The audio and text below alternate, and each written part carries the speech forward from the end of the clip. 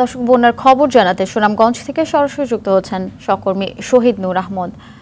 নূর, সুনামগঞ্জে বন্যার কারণে মানুষের জীবনটা আসলে এলোমেলো হয়ে গেছে, ঈদের আনন্দ তাদের মাঝে একদমই নেই। তো একটু জানাবেন যে এই ঈদের ছুটিতে যারা দুর্গত রয়েছেন তাদের মাঝে ত্রাণ পৌঁছাতে কোনো ধরনের সমস্যা হচ্ছে কিনা?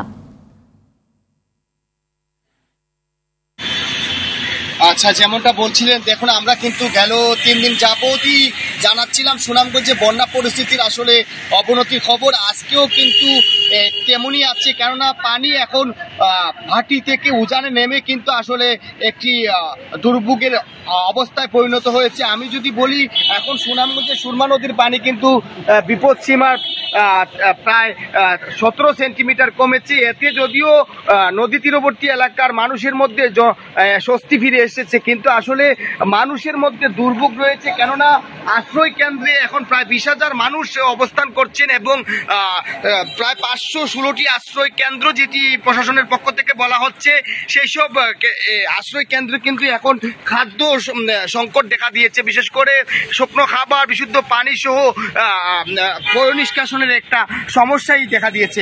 আমি যদি বলি আপনাকে, জেলা প্রশাসন থেকে যেমনটা জানানো হয়েছে যে এইসব এলাকায় আসলে ত্রাণ তৎপরতা চালানো হচ্ছে, বিশেষ করে পর্যাপ্ত পরিমাণ ত্রাণ মজুদ আছে বলে জানিয়েছেন জেলা প্রশাসক রাশেদ ইকবাল চৌধুরী। আমি যদি আপনাকে পানির খবর একটু জানাই, পানি উন্নয়ন বোর্ড থেকে যেমনটা জানানো হয়েছে, পানি উন্নয়ন বোর্ডের মামুন হাওলাদার তিনি বলছেন যে আগামী 48 ঘন্টা পানি বন্যা পরিস্থিতি এবং পানি বৃদ্ধি একটু অবনতি হতে পারে এবং এতে 48 ঘন্টা পরে হয়তো স্বস্তি ফিরে আসতে পারে এইসব এলাকায়। দেখতেই পাচ্ছেন মানুষ আসলে পানিবন্দী আছে এবং রাস্তাঘাট ডুবে যাওয়ার কারণে মানবিক বিপর্যয় আরো বাড়ছে। যদি সময় এভাবে চলতে থাকে, যদি পরিবেশ ভালো হয় এবং বৃষ্টিপাত কমে যায় এবং উজানের ঢল বৃদ্ধি কমে যায়, তাহলে হয়তো এসব এলাকার মানুষ স্বস্তি ফিরে আসবে।